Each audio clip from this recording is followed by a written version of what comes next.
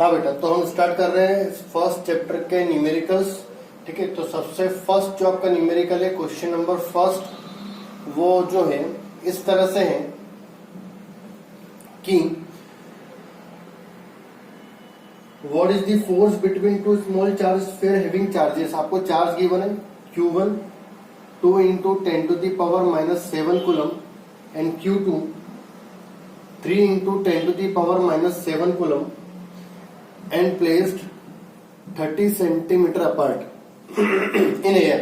Air मतलब dielectric constant बने।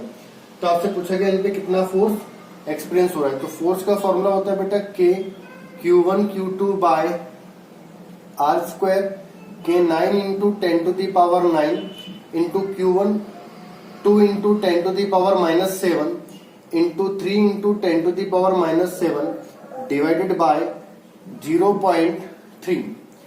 Centimetre को मीटर में कन्वर्ट करेंगे तो 0.3 का स्क्वायर। ठीक है, इसको आपको सॉल्व करना है। जब आप इसको सॉल्व करेंगे तो आपको फाइनली जो न्यूमेरिकल वैल्यू आएगी बेटा यहाँ पर कैलकुलेट करने पर वो 7 minus 14 9 6 into 10 to the power minus 3 Newton. ये आपका जो लास्ट है न्यूमेरिकल वैल्यू। ठीक है, तो आपका फर्स्ट क्वेश्चन का सोल्यूशन हुआ। हाँ, नेक्स्ट क्वेश्चन है बेटा, आपसे क्वेश्चन में कहा गया सेकंड क्वेश्चन में कि Q1 इक्वल टू 0.4 माइक्रोकूलम है, जिस पर एक दूसरा charge particle minus 0.8 microcoulomb force apply कर रहा है। कितना फोर्स अप्लाई कर रहा है? 0.2 न्यूटन। तो आपसे पूछा गया कि इन दोनों के बीच में डिस्टेंस कितना होगा। तो मैं एज्यूम कर लेता हूं इन दोनों के बीच में डिस्टेंस कितना है? R है। Now what is the value of force? K Q1 Q2 by R square, then R square equal to K Q1 Q2 by F। Value put कर दीजिए 9 into 10 to the power 9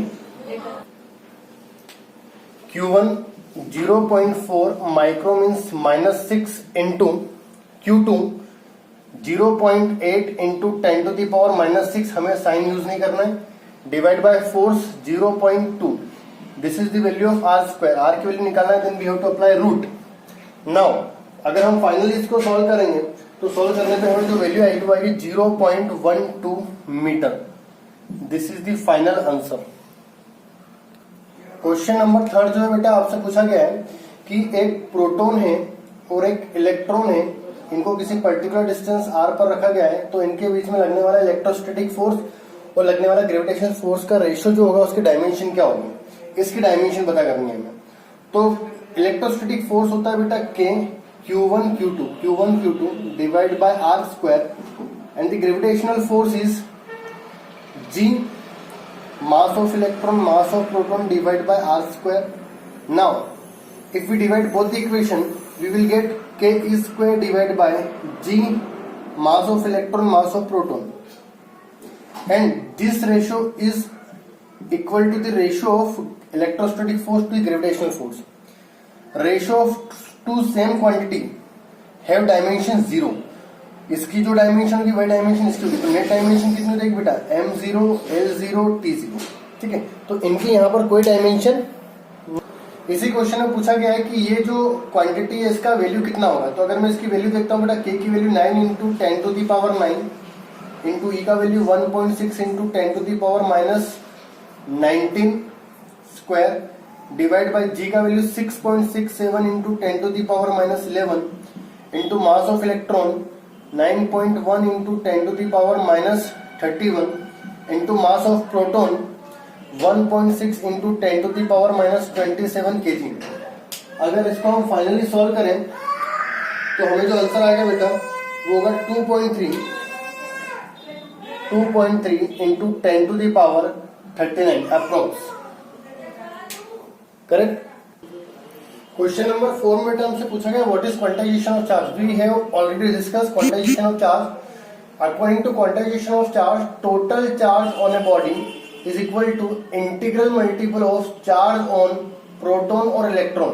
किसी भी body पर जो total charge होता है वो एक इलेक्ट्रॉन या एक प्रोटॉन के चार्ज का इंटीग्रल मल्टीपल होना चाहिए। This is the first answer of option A. Now second जो क्वेश्चन है वो क्या है, why can one ignore quantisation of electric charge when dealing with the macroscopic quantity. ये ए पार्ट था। इसका जो बी पार्ट है उसमें क्या बोला गया बेटा कि अगर हम मैक्रोस्कोपिक क्वांटिटी के साथ डील करते हैं तो वहां पर हम क्वांटाइजेशन को यूज नहीं करते हैं। क्यों? अगर बेटा मैक्रोस्कोपिक क्वांटिटी की बात करते हो तो मैक्रोस्कोपिक का मतलब क्या होता है, जहां चार्ज जो होगा हम वो कूलम में लेंगे। जैसे फॉर एग्जांपल चार्ज सपोज करो, अगर हम एन की वैल्यू निकालें तो एन की वैल्यू क्या हो जाएगी, Q by E. Now value of Q 1 coulomb, E 1.6 into 10 to the power minus 19। अगर इसको हम सॉल्व करें तो कहीं ना कहीं फाइनली ये आंसर जो है मुझे किस फॉर्म में आना बेटा है, ये जो n की वैल्यू आने वाली है वो मुझे इंटीजर के फॉर्म में आने वाली है, क्योंकि माइनस 19 जब ऊपर जाएगा तो प्लस 19 होगा। तो कहीं ना कहीं 19 जीरो मुझे आगे लगानी है, तो कोई भी जो नंबर होगा किस में कन्वर्ट हो जाएगा, मेरा इंटीजर में। तो जब भी हम मैक्रोस्कोपिक मतलब बड़े चार्ज की बात करते हैं तो वहां पर हम क्वांटाइजेशन ऑफ चार्ज जो होता है वो यूज नहीं करेंगे।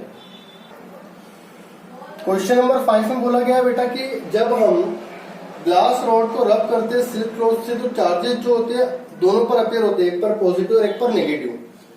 A similar phenomenon is observed when with many other pair of the body. Explain how this observation is consistent with the law of conservation of charge. जब भी मैं सिल्क क्लॉथ या ग्लास रॉड को silk cloth से रब करता हूं तो इन पे चार्ज जो होता है वो डेवलप होता है। तो हमें प्रूव करना है कि इस कंडीशन में होता है क्या, चार्ज हमेशा कंजर्व होता है। तो अगर बेटा देखा जाए तो सपोज करो कि ये जो ग्लास रॉड थी न्यूट्रल थी, ये जो मेरे पास सिल्क क्लॉथ था ये भी न्यूट्रल था, दोनों इनिशियली क्या थे, न्यूट्रल थे। अब मैंने इनको रब किया, रब करने के बाद हुआ क्या, इसमें से मान लीजिए कि इलेक्ट्रॉन इसमें निकल गया, ठीक है, तो इस पर पॉजिटिव चार्ज डेवलप हो गया और सिल्क क्लॉथ पर नेगेटिव चार्ज डेवलप हो गया। हुआ ना क्लियर? अब पॉजिटिव इसमें कितना डेवलप हुआ, सपोज करो 5 इलेक्ट्रॉन पॉजिटिव डेवलप हुआ। क्यों? क्योंकि वो इलेक्ट्रॉन इधर ट्रांसफर कर गए, तो इधर कितना है, -5 इलेक्ट्रॉन। अभी पहले टोटल चार्ज कितना था बेटा, दोनों पे 0। अभी भी दोनों पे टोटल चार्ज कितना है, 0 है। इसका मतलब ये हुआ कि इस प्रोसेस में हमेशा क्या होता है, चार्ज कंजर्व होता है। क्वेश्चन नंबर 6 में कहा गया बेटा कि ABCD एक स्क्वायर है जिसके कॉर्नर्स पर इस तरह से चार्ज रखा हुआ है। A पर 2 माइक्रोकूलम, B पर -5 माइक्रोकूलम, C पर 2 माइक्रोकूलम और D पर अगेन -5 माइक्रोकूलम। इसका साइड 10 सेंटीमीटर है। क्वेश्चन में बोला गया है कि अगर मैं सेंटर पर 1 माइक्रोकूलम चार्ज रख देता हूं तो इस पर नेट फोर्स कितना होगा। तो बेटा अगर हम इस पर नेट फोर्स निकालते हैं तो net force will be force due to first charge plus second charge plus third charge plus fourth charge, ठीक है। अब अगर देखा बेटा हम इसके कारण इस पर जो फोर्स होगा वो अट्रैक्शन का होगा, क्योंकि नेगेटिव पॉजिटिव को अट्रैक्ट करता है, सेम नेगेटिव पॉजिटिव को इधर अट्रैक्ट करेगा। अब इन दोनों का जो फोर्स होगा अगर वो F1 और F2 में एज्यूम कर लेता हूं, ठीक है, तो अगर देखा जाए दोनों चार्जेस की वैल्यू भी सेम है, दोनों का डिस्टेंस भी सेम है, तो मैं बोल सकता हूं कि F1 वेक्टर जो है वो माइनस ऑफ F2 वेक्टर के इक्वल होगा, direction opposite but magnitude same. Similarly ये 2 इस 1 को रिपेल करेगा, ये 2 इस 1 को रिपेल करेगा। अगेन F3 जो होगा वो माइनस ऑफ F4 के इक्वल होगा। अगर मैं इसको F3 एज्यूम कर लेता हूं और इसको मैं F4 एज्यूम कर लेता हूं, करेक्ट। ये वैल्यू अगर हम पुट करें यहां पर तो नेट फोर्स कितना आएगा, F1 रिप्लेस हो जाएगा -F2 plus F2, F3 replace हो जाएगा -F4 plus F4, total force will B 0। तो नेट फोर्स कितना हो जाएगा बेटा, इस पे 0 हो जाएगा। क्वेश्चन नंबर 7 का फर्स्ट ऑप्शन बोला गया बेटा कि कोई भी एक चार्ज पार्टिकल, कोई भी एक इलेक्ट्रिक फील्ड लाइन जो होती है वो सडन ब्रेक नहीं हो सकती। क्यों? जैसे फॉर एग्जांपल एज्यूम करो कि मेरे पास एक पॉजिटिव चार्ज है। हमने पढ़ा था पॉजिटिव चार्ज की जो फील्ड लाइंस होती है रेडियली आउटवर्ड होती है। अगर मैं इसको सडन ब्रेक कर देता हूं, सडन ब्रेक का मतलब क्या हुआ, इस वाले रीजन में कोई भी इलेक्ट्रिक फील्ड नहीं है।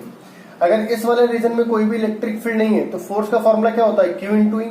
इलेक्ट्रिक फील्ड नहीं होने से फोर्स की वैल्यू भी क्या हो जाएगी, 0, since E is equal to 0 according to condition. But अगर मैं किसी चार्ज पार्टिकल Q नोट का रखता हूं तो इस पे फोर्स 0 नहीं होता, कुछ ना कुछ फोर्स तो लगेगा क्योंकि इसकी इलेक्ट्रिक फील्ड के अंदर ही है। अगर फोर्स लग रहा है इसका मतलब यहाँ पर इलेक्ट्रिक फील्ड लाइंस भी है।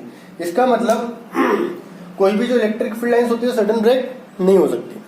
इसके बी पार्ट में क्या बोला गया बेटा, ये फर्स्ट पार्ट था कि दो इलेक्ट्रिक फील्ड लाइन जो होती है वो एक दूसरे को इंटरसेक्ट नहीं कर पाएगी। अगर दो फील्ड लाइंस एक दूसरे को इंटरसेक्ट करेंगी तो पॉइंट ऑफ इंटरसेक्शन पे हमें दो टेंजेंट मिलेंगे और ये दो टेंजेंट उस पॉइंट पर नेट इलेक्ट्रिक फील्ड की दो डायरेक्शन को रिप्रेजेंट करेंगे। बट किसी भी पॉइंट पर नेट इलेक्ट्रिक फील्ड की दो डायरेक्शन पॉसिबल नहीं है। तो बी ऑप्शन जो रहेगा उसका एक्सप्लेनेशन क्या रहेगा, two field lines can never intersect each other. Question number 8 में कहा गया है कि दो पॉइंट से ए और बी जिनके बीच का डिस्टेंस 20 सेंटीमीटर है, ए और बी पर चार्जेस रखे 3 माइक्रोकूलम और -3 माइक्रोकूलम।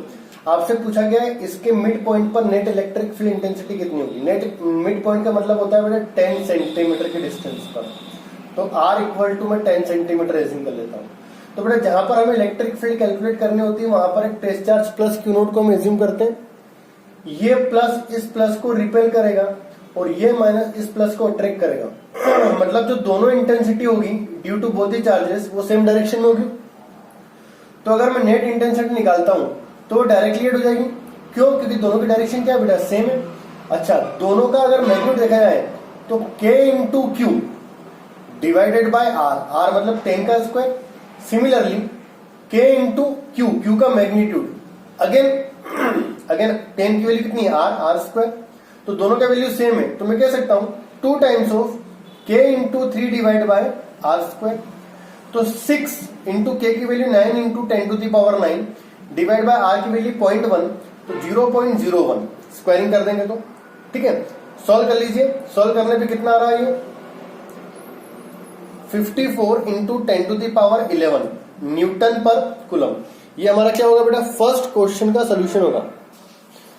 यहां पर बेटा हमें जो चार्ज जो माइक्रो में दे रखा है, तो अगर मैं माइक्रो की वैल्यू पुट करता हूं, माइक्रो मतलब 10 टू द पावर -6, तो फाइनली सोल्व करने पे -6 यहां पर से हटेगा।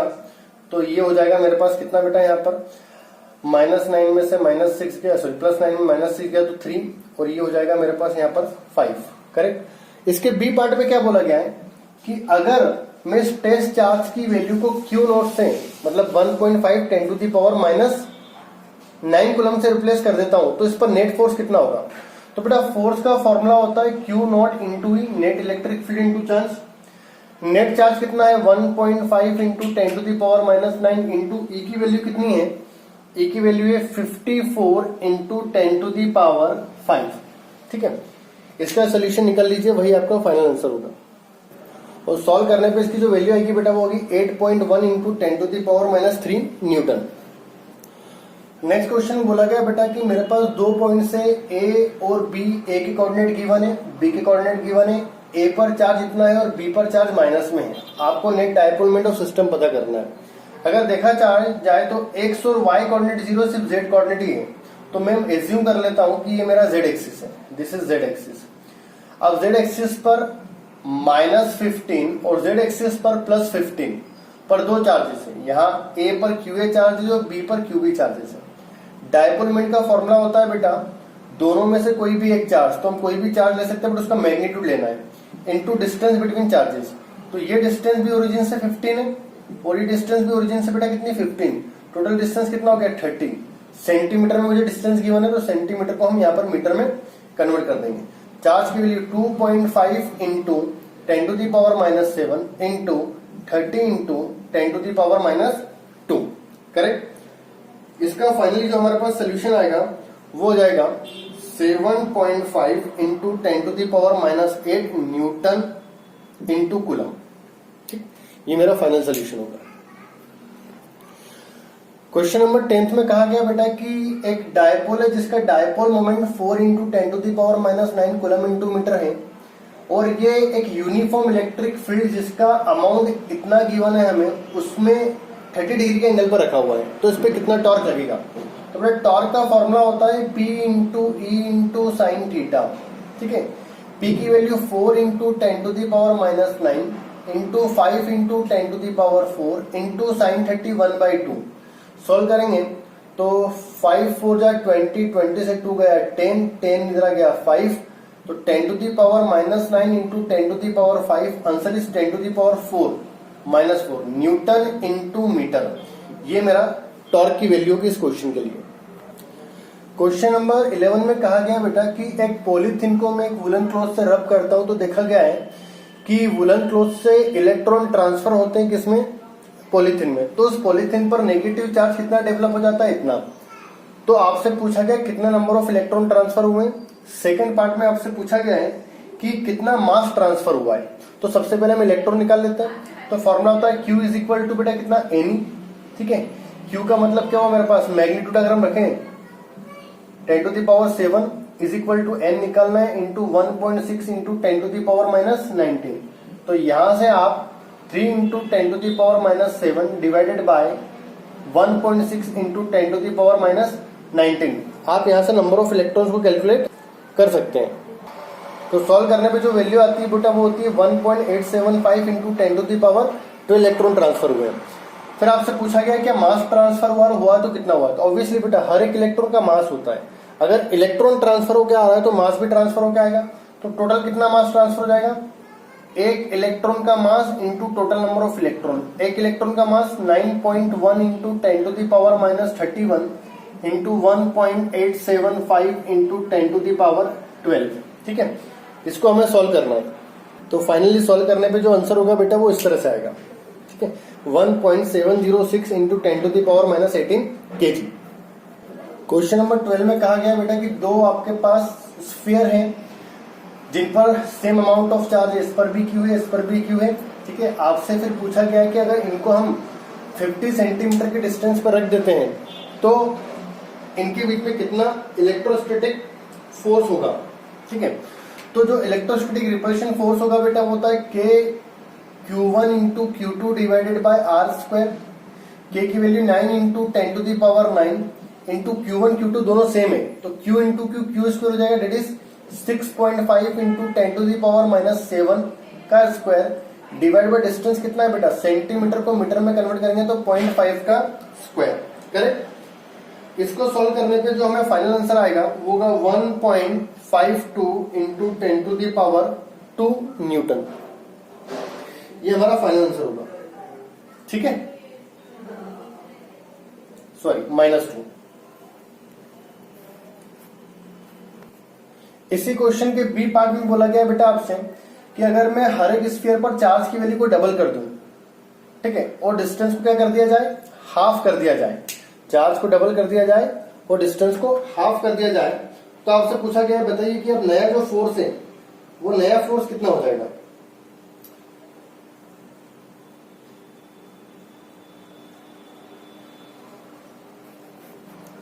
चलिए बेटा सोल्यूशन आपको घर पे करना है। मैं सोल्यूशन डायरेक्ट जो है मेथड करके बता रहा हूँ, आंसर में जो है पीछे चेक कर रहा हूँ। आपको चेक करना है कि जो सोल्यूशन आप कर रहे हैं घर पे आंसर जो आ रहा है करेक्ट है या नहीं है। हाँ, तो क्वेश्चन में क्या बोला गया, जो न्यू फोर्स होगा वो कितना हो जाएगा अगर चार्जेस की वैल्यू को मैं डबल कर दूं। तो पहले charge Q into Q square था, अब चार्ज कितना हो गया 2Q, तो 2Q का स्क्वायर डिवाइड बाय डिस्टेंस कितना हो गया बेटा, हाफ हो गया। इसको सॉल्व करेंगे तो फाइनली जो सॉल्व करने में वैल्यू आएगी KQ² बाय R² इंटू 2 का स्क्वायर 4 4 जा 16। ये हमारे पास प्रीवियस फोर्स था। प्रीवियस फोर्स कितना कैलकुलेट कर चुके हैं हम, 1.52 इंटू 10⁻2 इंटू 16। ये हमारा फाइनली आंसर होगा, करेक्ट। क्वेश्चन नंबर 13 जो है बेटा वो प्रीवियस क्वेश्चन को यूज किया गया। आपसे बोला गया है कि ए और B as it is sphere है जो 50 सेंटीमीटर की डिस्टेंस पर रखे हुए थे। अब क्वेश्चन में क्या बोला गया है, अगर मैं थर्ड आइडेंटिकल स्फीयर सी जो अनचार्ज थे, सबसे पहले मैं इस सी को ए से टच करवाता हूं। तो बेटा जब हम टच करवाते हैं तो दोनों में जो चार्ज होता है टोटल का इक्वल डिवाइड होता है। इस पर चार्ज कितना है 0, इस पर चार्ज कितना है Q। टोटल कितना हो गया 0 plus Q by 2, sorry 0 plus Q। इसका हाफ इसमें भी जाएगा और इसका हाफ इसमें भी जाएगा, मतलब दोनों में कितना आएगा Q बाई 2 और इसमें भी Q बाई 2। अब क्वेश्चन में क्या बोला गया है, इस Q बाई 2 चार्ज को मैंने यहां से हटाया और इससे टच कर दिया। इसके पास अभी कितना ऑलरेडी Q बाई 2 और इसके पास कितना रखा हुआ था Q। अगर हम टोटल निकालें तो Q प्लस Q बाई 2 कितना हो जाएगा 3Q बाई 2 का हाफ, इसका हाफ मतलब डिवाइड बाई 2, 3Q बाई 4। तो इसके पास भी 3Q बाई 4 हो जाएगा और इसके पास भी 3Q बाई 4, बट इससे हमें कोई मतलब अभी नहीं। अब पूछा गया इन दोनों के बीच में न्यू फोर्स कितना होगा। तो जो नया फोर्स हो जाएगा बेटा वो हो जाएगा K Q1 Q2 by R², K 9 into 10⁹, correct, into Q1 Q by 2 into Q2 3Q by 4 divided by 50 into 10⁻⁻² centimetre को मीटर में मैंने कन्वर्ट कर दिया।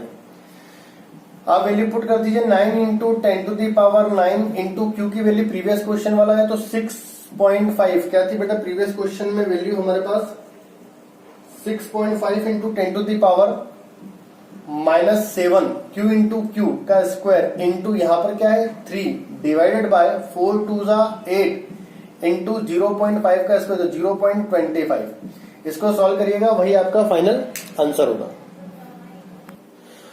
क्वेश्चन नंबर 14 में बेटा आपसे बोला गया है कि मेरे पास दो प्लेट से इस तरह से रखी हुई है, एक प्लेट पर पॉजिटिव चार्ज है दूसरी प्लेट पर नेगेटिव चार्ज है और हमें पता है इलेक्ट्रिक फील्ड की डायरेक्शन पॉजिटिव से नेगेटिव होती है। इसमें आपको 3 चार्ज पार्टिकल गिवन है। सबसे पहले आपसे पूछा गया है हर एक चार्ज पार्टिकल पर चार्ज की पोलैरिटी क्या होगी। तो बेटा अगर आप देखेंगे 1 और 2 किसकी तरफ जा रहे हैं पॉजिटिव तरफ। पॉजिटिव किसको अट्रैक्ट करता है नेगेटिव को, तो 1 भी नेगेटिव होगा और 2 भी नेगेटिव होगा। अच्छा थर्ड जो चार्ज पार्टिकल मेरा वो नेगेटिव तरफ जा रहा है मतलब वो पॉजिटिव होगा। अच्छा फिर इसी क्वेश्चन में आपसे क्या पूछा गया है इन तीनों में से किस पार्टिकल पर चार्ज टू मास रेशो सबसे ज्यादा होगा। चार्ज का रेशो मास से किसमें सबसे ज्यादा होगा वो आपसे पूछा गया है। मैक्सिमम वैल्यू ये जो होगी किसकी होगी। तो इलेक्ट्रिक फील्ड जो होती है पॉजिटिव से नेगेटिव होती है और बेटा जो इलेक्ट्रिक फील्ड होती है यहाँ पर कांस्टेंट होती है, ठीक है, प्लेट्स के बीच में। अगर मैं फोर्स निकालूं तो फोर्स का फॉर्मूला होता है Q इंटू ई। अगर मैं एक्सेलरेशन निकालूं तो फोर्स को मास से डिवाइड करना पड़ेगा तो ये हमारे पास एक्सेलरेशन आएगा, करेक्ट। अगर हम वर्टिकल डिस्प्लेसमेंट निकालते हैं ये वर्टिकल डिस्प्लेसमेंट तो vertical displacement S is equal to u t plus half a t square. Vertical displacement मैंने y एज्यूम किया है। अच्छा इनिशियल डायरेक्शन थी जो थी वेलोसिटी की वो हॉरिजॉन्टल में थी, वर्टिकल में कुछ नहीं था तो वर्टिकल वेलोसिटी इनिशियल कितनी हो जाएगी 0 प्लस हाफ ए की value Q E by M into T square. तो y जो आया बेटा मेरे पास वो कितना आया Q by M into E by 2 T square, correct. अब y की वैल्यू किसमें ज्यादा है y यहां ज्यादा है या y यहां ज्यादा है y यहां ज्यादा है। ऑब्वियसली यहां ज्यादा दिख रहा है क्वेश्चन में तो जहां पर y की वैल्यू ज्यादा होगी वहां पर q बाय m का रेशो भी ज्यादा होगा। क्यों e t और 2 ये तो सभी में कांस्टेंट है तो y directly proportional to q by m।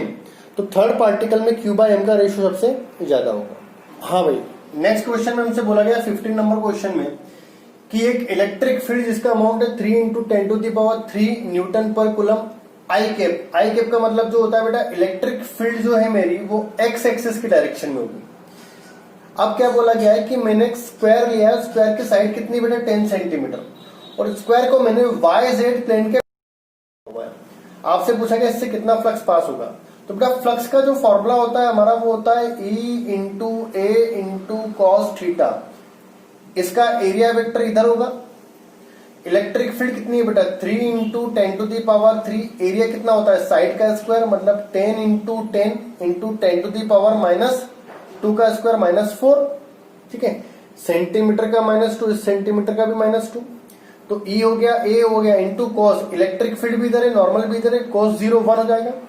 इसको अगर हम सॉल्व करेंगे तो सॉल्व करने पर देखो 3 4 5 10 से 5 कैंसिल आउट जाएगा तो 30 ये मेरा क्या जाएगा बेटा फ्लक्स आ जाएगा फर्स्ट केस में।